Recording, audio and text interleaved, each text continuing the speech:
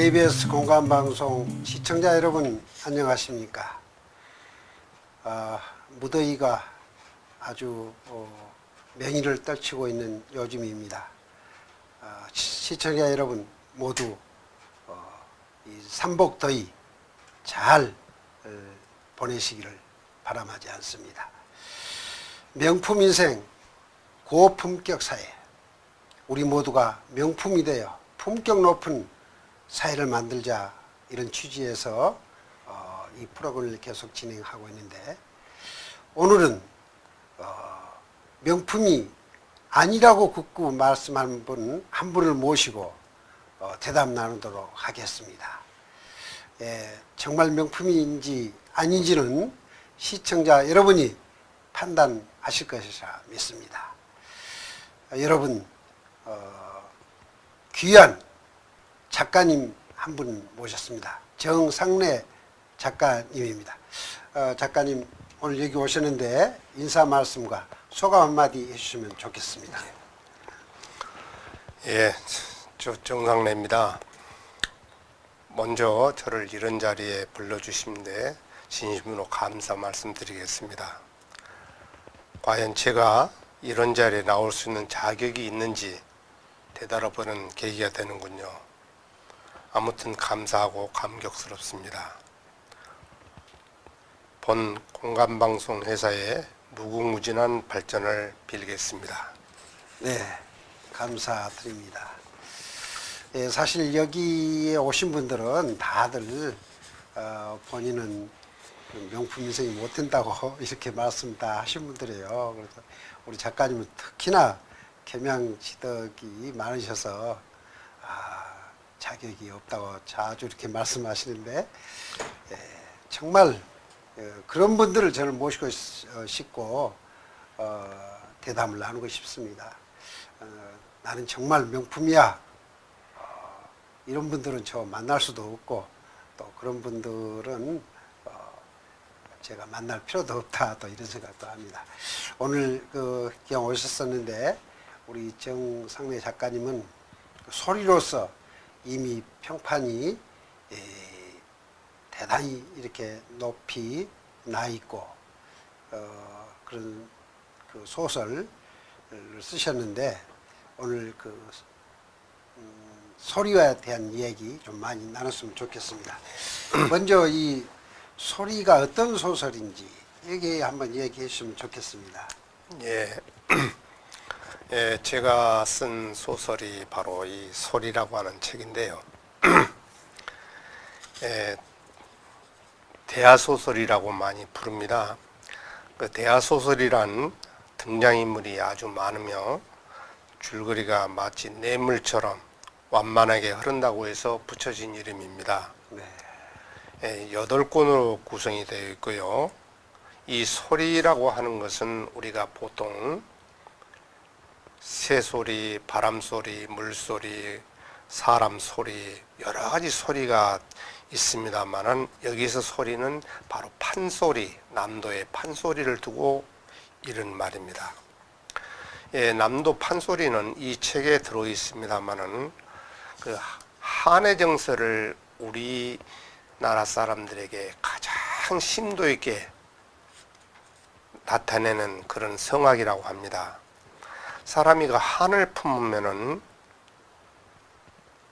어떤 자기 내면에 운명으로 간주하고 그걸 체념하고 참아내려고 한다고 합니다. 그런데 그 참아내는 방법 중 가장 좋은 것이 창이나 노래, 이게 우리 사람들의 그 본성이라고 얘기를 합니다.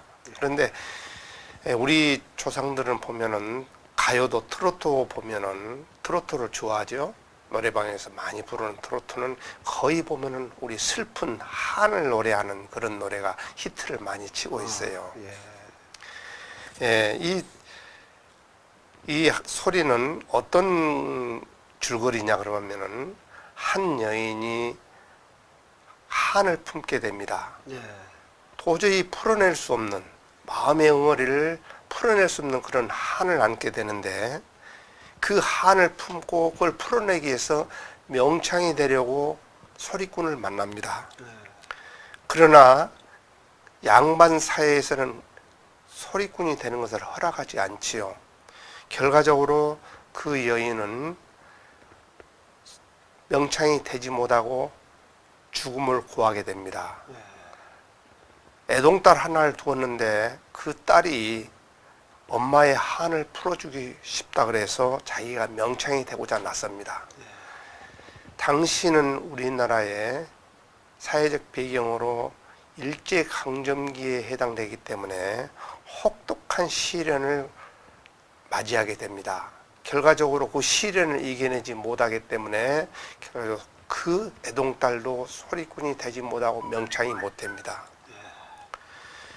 그러다가 그 애동딸이 또 딸을 낳게 되는데 그 딸이 해방이 되고 나서 보성소리 명창을 찾아가 결과적으로 우리나라의 유명한 곡창이 되는 그런 과정 이야기를 그려낸 소설입니다. 네. 예.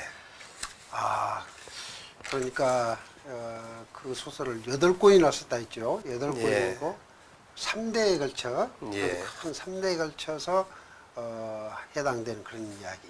그리고 또 이게 대하 소설이라는 게 그런 그 깊은 시간의 흐름과 또 광범위한 이런 그 등장 인물들 이런 속에서 대하소를 한다는, 참 우리가 새롭게 공부를 한 것 같습니다. 저는 정말 새로운 공부를 한다 싶고 그런데 이렇게 그 방대한 소설을 쓰기 위해서는 단순에 이렇게 나오지는 않을 것 같고요. 이 소설 쓰기까지 어떤 그 대단한 과정이 있을 것 같은데 그런 그 과정 얘기, 어떤 고충 같은 거 그런 것 좀 있으면 얘기 좀 해주시면 좋겠습니다. 예, 저는 초등학교 때부터 이 소설가가 되는 것이 꿈이었습니다. 제 나름대로는 누구한테 얘기는 하지 못했습니다만은 고등학교도 시골에서 졸업을 했고 대학은 국문학과를 가서 소설가가 되고 싶은 그런 꿈을 가졌었는데 집안 형편으로 가지 못하고 교육대학을 가서 교사가 됐습니다. 근데 소설가가 되고 싶어 하는 그런 꿈을 갖게 된 계기는 초등학교 5학년 때 담임 선생님께서 우리 고장의 마을의 뒷산 봉화산의 사계절의 변화무쌍한 모습을 시로 썼더니 그게 백일장에서 대상을 받았어요. 근데 교장 선생님께서 상을 주시면서 너는 커서 작가가 되라 그런 말씀을 해주셨는데 작가가 무슨 말인지도 몰랐고 크면서부터 그 교장 선생님, 담임 선생님이 하신 그 말씀이 항상 내리에서 살아 있었어요. 그래서 고등학교를 졸업하고 교사를 하면서 언젠가는 꼭 소설가가 한번 되어보고 싶다 하는 그런 생각을 가지고 살았던 것인데 제가 이제 교감이 되고 교장이 되고 한가한 시간을 이용해서 그때부터는 소설을 쓰기 위해서 제 나름대로 발버둥을 치기 시작했습니다. 아, 그러니까 이게 어떤 단시간 된 게 아니라 초등학교 그때부터 어떤 꿈을 이렇게 갖고 계셨었네요. 아, 그리고 이제 교사가 되고 그때 이제 덧구체적으로 책을 써야겠다 생각하고 이제 그러면은 현직에 있을 때 이 책을 쓴 것입니까? 현직에 있을 때요. 제가 이 소리를 쓰게 된 이 줄거리를 이 소재를 어디서 구했냐 그러면은 저희 아버님께서 생존해 계실 때 저희 마을에 이장님을 하셨어요. 근데 그때 어려운 사람이 우리 마을에 기어들어오다시피 들어왔는데 그분을 이장님이시기 때문에 마을 해관에서 살게 해주셨어요. 근데 그분이 우리 아버님께 생전 은인으로 잊지를 못하겠다 하면서 자기가 살아온 그 한많은 삶의 이야기를 들려주셨어요. 근데 우리 아버님께서 그 이야기를 들으면서 눈물을 흘리셔요. 어머니도 눈물 흘리시고 그런데 그 후에 그분들은 떠나갔고 예. 아버님께서 그 이야기를 해주시는데 저는 어렸을 때 그걸 아주 감흥을 느껴가면서 귀담아 들었던 내용이었고요. 아, 이것은 하나의 참 나에게는 엄청난 자료가 될 수 있다. 해서 그걸 바탕으로 해서 소설을 쓰기로 마음을 먹었죠. 근데 보성에서 이제 배경으로 하다 보니까 이 판소리라고 하는 것은 아까도 말씀드렸지 성악 중에서 최고의 한의 정서를 품는 내용이라고 그랬는데 이 그분의 이야기 가지고는 좀 어려워요. 그래서 한의 정서를 찾아 나섰는데 무려 4년이 걸렸습니다. 근데 보성에 방학 동안이면은 혼자 내려가서 마을 이곳저곳 헤매고 다니고 산, 들, 강을 건너 다니면서 헤매고 다니다 나이 드신 분하고도 이야기를 나눠보고 또 막걸리 한잔 나눠보면서 얘기를 나누고 무려 자료조사만 해서 4년이 하고 나니까 어느 정도 가닥이 잡히기 시작했습니다. 그리고 이제 그 구성을 하는데 2년 그리고 이걸 집필하는데 4년 그래서 거의 10년에 가까운 세월을 이 소리 소설을 완성하기 위해서 낭비했던 겁니다. 근데 결코 낭비가 아니라 예. 큰 그 생산을 하는 옥동자가 됐네요. 예. 큰 고통 끝에 옥동자 나온다고 했는데 정말 옥동자를 산출했네요. 이 소설이 나온 그 배경, 어떤 장소나 또는 그런 말씀도 한번 물론 이제 한 때문에 한의 정서를 예. 나타내기 위해서 이 소설을 하셨는데 주로 어느 지역에서 이렇게 나온 이야기인지 예. 좀 말씀해 주시면 좋겠습니다. 저는 고향이 전라남도 보성입니다. 네. 보성은 들, 산, 바다가 만나는 아주 우리나라에서 참 보기 드문 명품 고장이죠. 미국 CNN 방송이 세계 아름다운 자연 경관 31번째 우리나라에서 유일하게 보성 녹차밭이 선정이 되어 있습니다. 그런 아름다운 자연 경관도 있을 뿐만 아니라 보성에서는 다양한 해산물이 많이 나오고 농산물, 녹차 뿐만 아니라 일림산 철쭉군락지는 우리나라의 최대의 자연 경관입니다. 이런 아름다운 자연이지만은 이 자연보다도 더 소중한 것은 문화라고 생각합니다.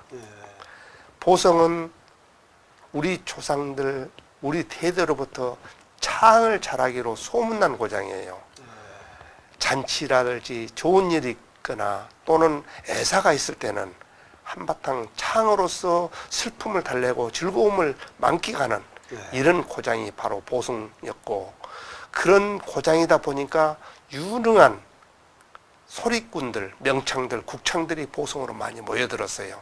그 대표적인 분이 박유전 선생님이라는 분이 계시는데 조선 철종 때입니다. 그때 전주 대사슴놀이에서 장원급제를 하시고 집에 계시는데 대원군께서 소리를 좋아하신 대원군께서 그분을 궁궐로 불러들이셨어요. 그리고 사랑채에다가 방을 주면서 그분하고 같이 기거를 하면서 지냈어요. 그런데 대원군이 나중에 이제 물러나고 나니까 그분이 오갈 데가 없어요. 고향 전라북도 순창으로 갔더니 그 고향 사람들은 그분에게 학대를 합니다. 소리꾼이라고. 그래서 그분이 밀양박씨인데 갈 곳이 없는데 보성에서는 흔쾌히 맞아줍니다. 네, 소리고장이기 때문에 그랬던 것이죠. 그분이 보성으로 오셔서 보성군 웅치면 강살지라고 하는 자의 자리를 잡고 제자들을 가르치기 시작을 합니다. 거기가 바로 우리나라의 판소리의 성지가 되어 있습니다.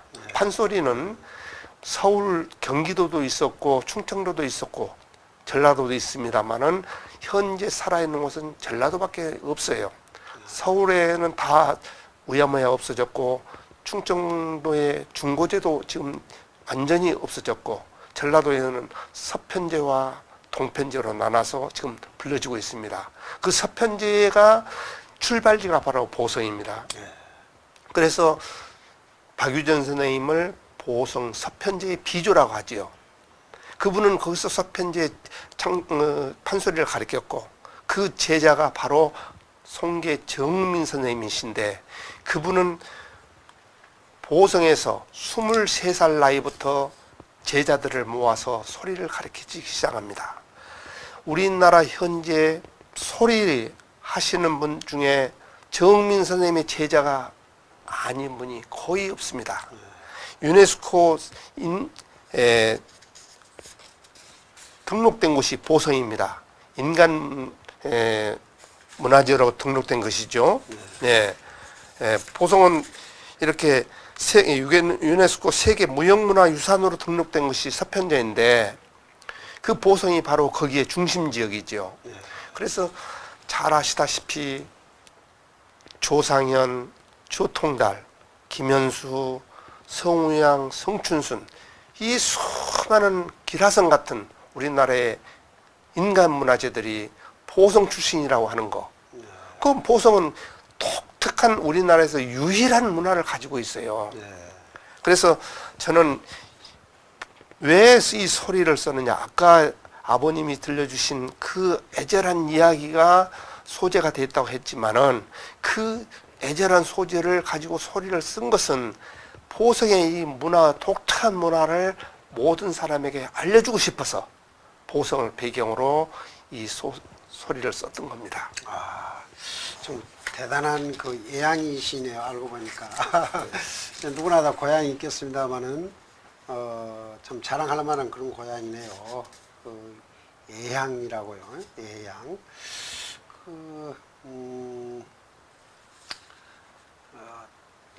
보성의 어떤 그 새로운 이미지를 또 이렇게 한 것 같습니다.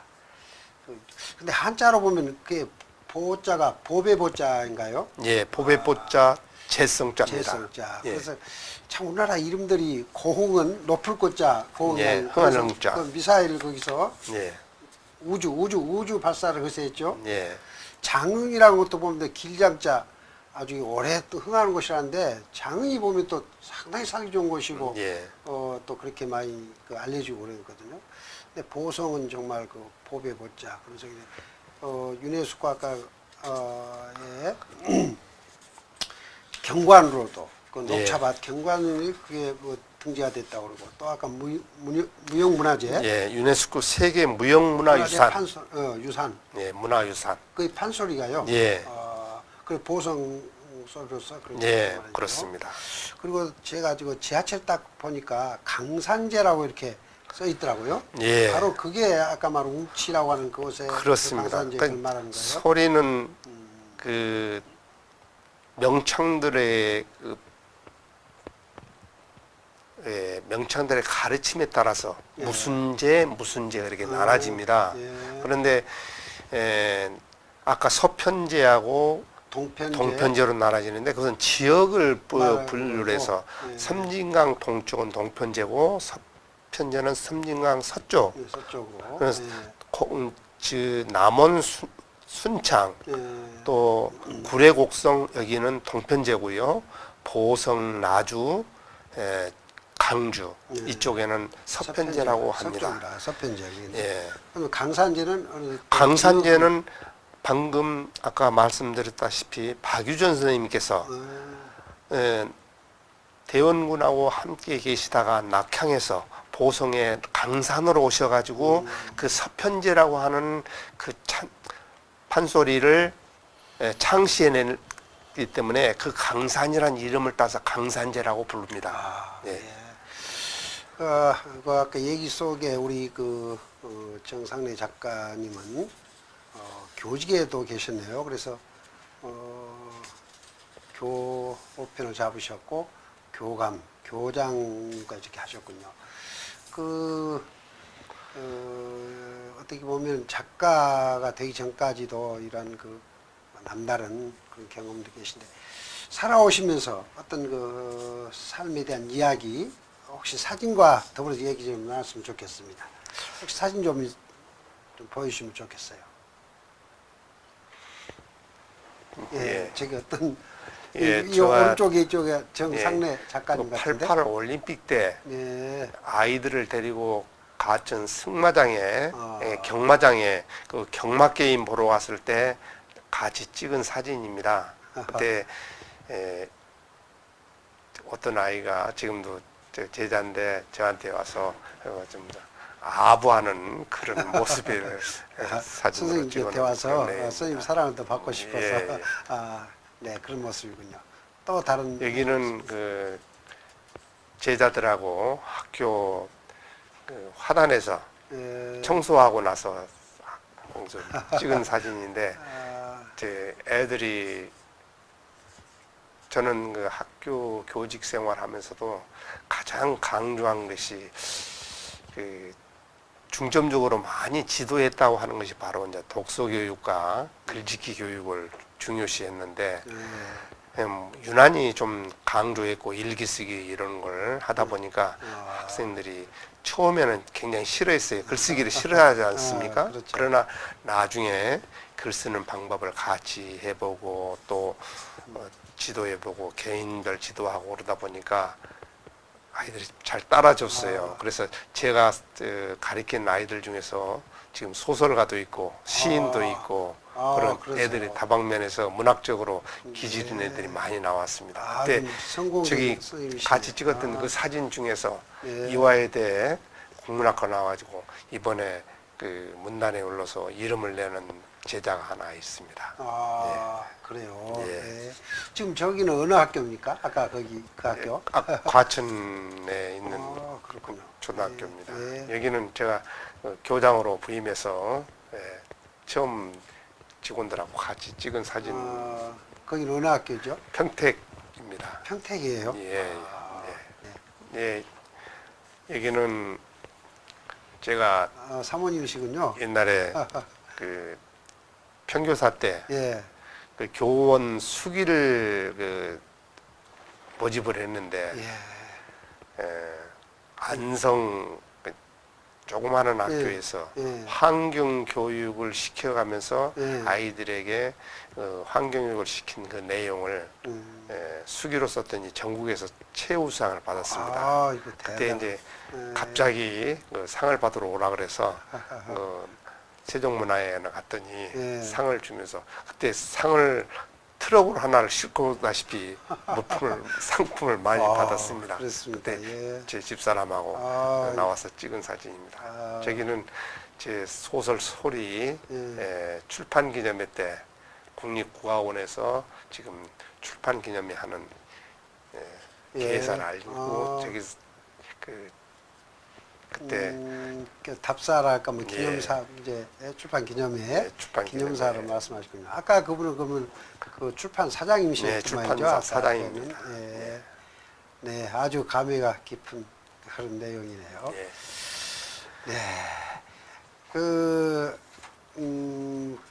글짓기 지도도 많이 하셨고 이제 그러셨는데 지금도 이제 나도 작가가 좀 돼야 되겠다. 지금 이 얘기를 들으면서도 예. 혹시 젊은이들 그렇게 할 수도 있을 것 같고 뭐 어린 돼서도 내가 지금부터 글을 좀 써봐야겠다 뭐 이런 생각도 할 텐데 작가가 되려고 하는 사람에게 어떤 그 들려줄 어떤 명심할 일이랄까 참고될 이야기 있다면 이 기회에 말씀해 주면 좋겠습니다.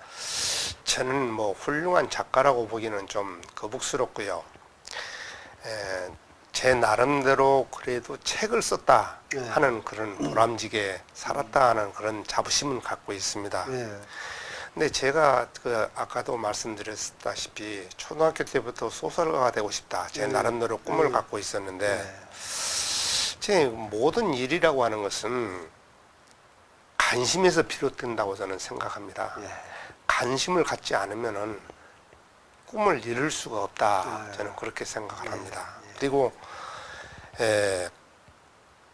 관심을 갖게 되면은 그만큼 집념이 또 따라야 되겠고 집념을 갖지 않으면은 이룰 수가 없는 것이 인간사 아니겠습니까? 그래서 저는 어렸을 때 소설가가 되고 싶고 고등학교 때도 초임 교사 때부터 소설을 쓰고 싶었는데 실질적으로 지금 우리 사회에서 소설을 쓴 사람은 우리나라에 한 100여 분밖에 안 됩니다. 지금 소설가라고 등록되어 있는 분이. 그런데 왜 소설을 그렇게 소설가 적느냐 하면은 한마디로 말해서 소설은 쓰기가 어려운 것. 이것은 소설이라고 하는 것은 별난 사람들이 하는 것. 타고나는 무슨 사람들. 태어날 때부터 그런 능력을 타고났다.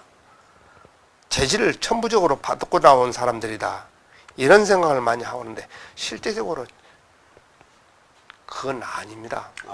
관심과 집념을 갖게 되면은 할 수 있는 것이 소설이고 또 소설만큼 재미있는 분야가 없다. 왜? 소설을 쓰다 보면은 자기의 그 스트레스 같은 것은 싹 풀어낼 수가 있어요. 그 어느 한마디 지문에라든지 구어에 보면은 그 재미있는 문장 하나 쓰고 나면은 그 가졌던 스트레스가 싹 벗어지고 그 자기도 모르게 웃음이 나옵니다. 혼자 웃고 살아가는 것이 소설을 쓰는 것이다. 저는 그렇게 생각을 하고 소설을 쓰기 위해서는 제가 한 가지 더 권해드리고 싶은 것은 책을 많이 읽어야 된다 하는 것은 물론 중요합니다.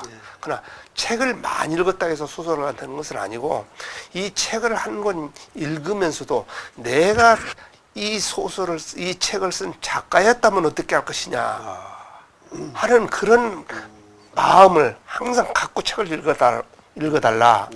그리고 거기에 나오는 문장이라든지 낱말이라든지 속담이라든지 또는 관용어라든지 이런 거 하나도 항상 메모를 해두는 습관. 이것이 바로 소설을 쓸 수 있는 기틀이 되지 않겠느냐 그렇게 생각을 해보면서 우리나라에도 섹스피어라든지 괴테라든지 빅토르 유고 같은 훌륭한 그런 소설가가 많이 나왔으면 좋겠다. 저는 그렇게 생각을 해봅니다. 이 말씀 들은 우리 청취자 중에 정말 훌륭한 작가들이 나왔으면 참 좋겠습니다.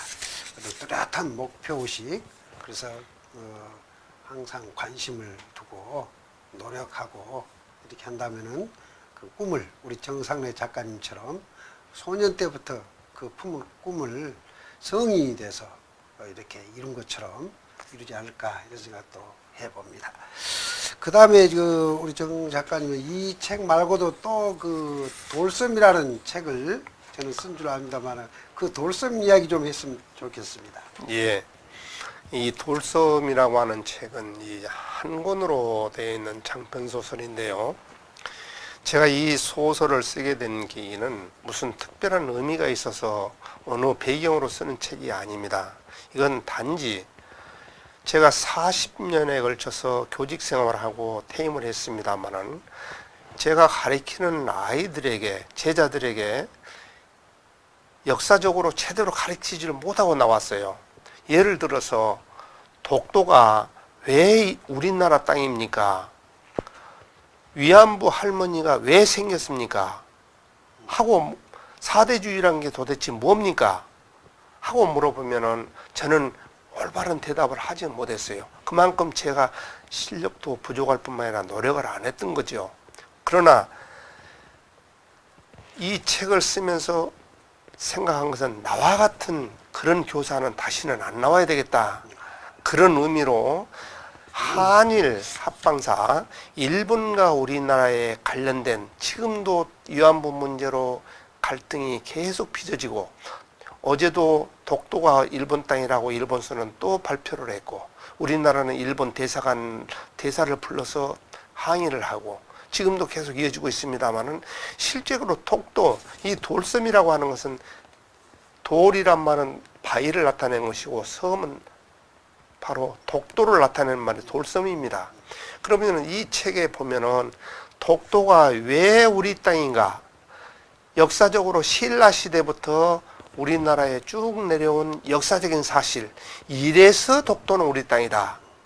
그리고 위안부 할머니는 어째서 끌려가가지고 그 고통을 받고 돌아오셨는가? 돌아오시지 못한 분이 더 많아요. 하물며 우리 위안부 할머니를 굴 속에 가둬놓고 폭탄을 터뜨려가지고 죽인 일본 사람들입니다. 이런 내용을 저는 샅샅이 찾기 위해서 제 나름대로 3년 동안 일본을 다니면서 제가 조사를 했습니다. 일본도 다녀오고 우리나라도 찾고 이 도서관에 가서 석사, 박사 이 논문을 샅샅이 뒤집고 해서 이 책을 썼어요. 근데 소설 형식을 빌린 것은 왜? 이 책을 읽기 편하게 하기 위해서, 네. 재미있게 하기 위해서 네. 이 소설을 썼는데 이 소설을 읽게 되면은 여기서 말하는 일본 시마네현까지 내가 직접 가가지고 왜? 오키섬에서 독도의 거리가 얼마? 우리 울릉도에서 독도가 얼마? 그래서 한국 땅, 우리 조선 땅이다. 우리 한국 땅이다. 하는 것까지도 제가 울릉도 가서 다 사진도 찍어가지고 그걸 보면서 이 책을 썼기 때문에 실감이 나고 재미가 있습니다. 그래서 우리 후배 교사들에게 이제는 일본과의 분명히 역사적인 것은 거짓이 없어야 된다. 일본에 우리가 매여 사는 것도 아니고 일본 얻어먹고 사는 것도 아니고 우리는 떳떳한 독립국가고 일본하고 역사적인 것은 그 잘못한 것은 분명히 잘못했고 우리가 잘못한 건 우리가 잘못했고 잘한 것은 잘했고 분명히 밝혀주자 해서 이 책을 집필을 했습니다. 그래서 후배들이 반드시 읽어야 할 필독 도서로 남겨놓고 싶어서 이 책을 썼던 겁니다. 네. 그러니까 작가님처럼 역사의 어떤 우를 범하지 않기 위해서도 이 책이 필요했고 네. 정말 나라를 사랑한다 뭐 말만 한 게 아니라 정말 바르게 알아서 바르게 이렇게 지도도 하고 또 가르쳐야 한다는 그런 내용도 말씀하신 것 같아요.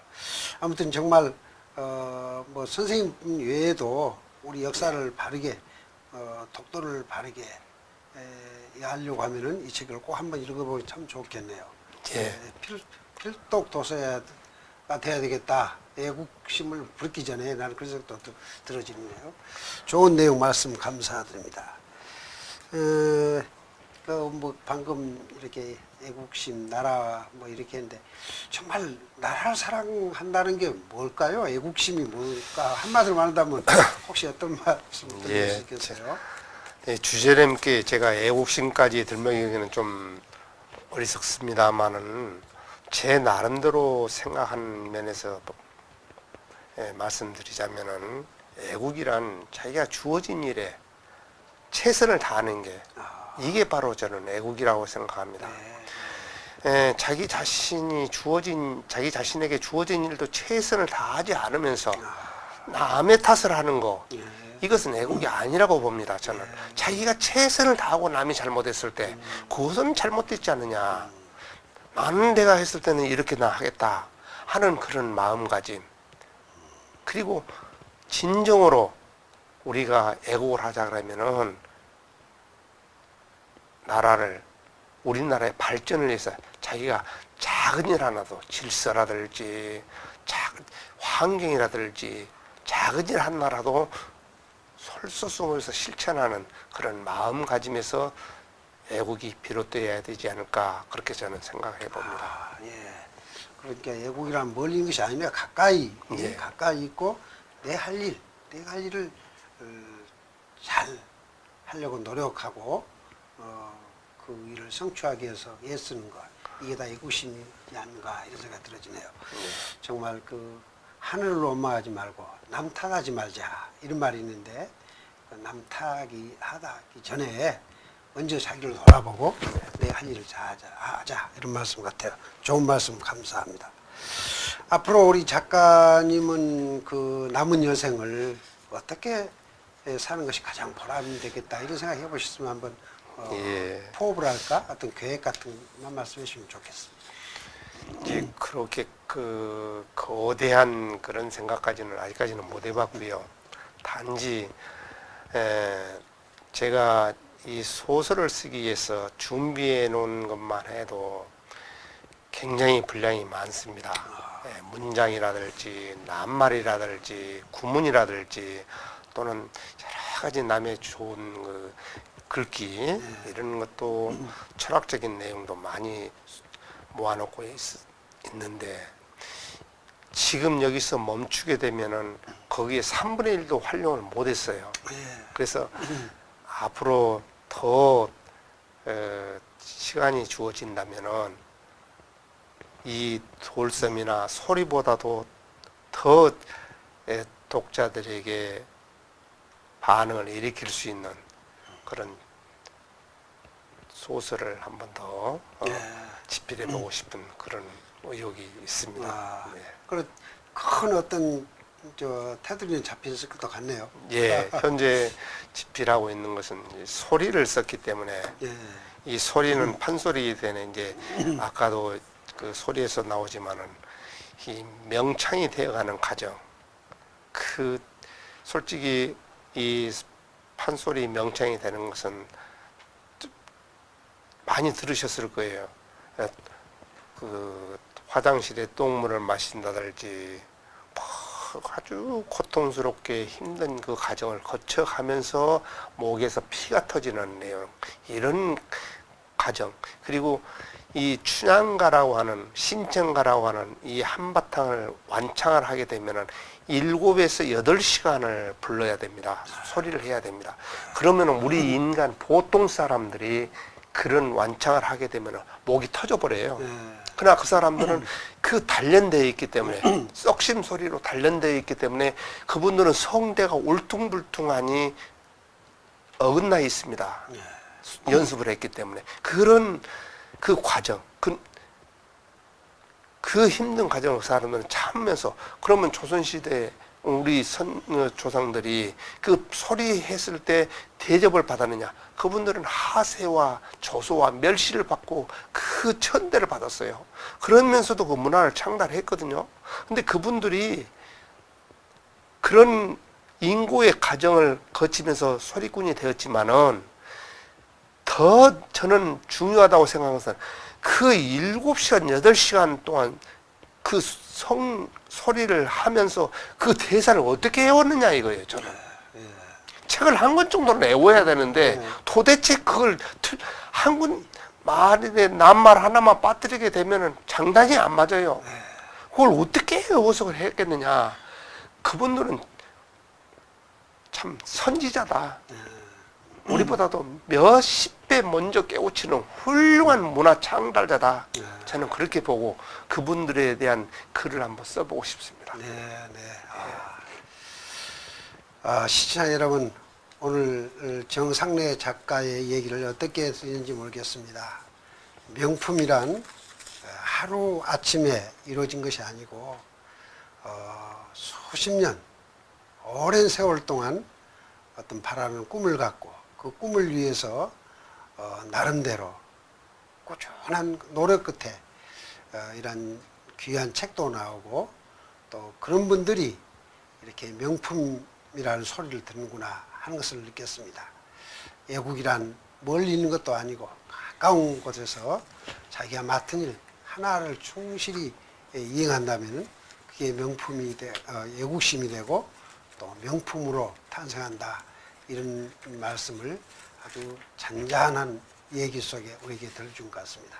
앞으로 우리 정상래 작가님 더욱더 좋은 책이 나오리라 이렇게 믿고, 또 우리 모두가 정말 명품이 되어서 이 사회를 더욱더 품격 높은 이런 사회로 나갔으면 좋겠다, 이런 말씀 드리면서 오늘 방송 여기서 마치겠습니다. 여러분 안녕히 계십시오.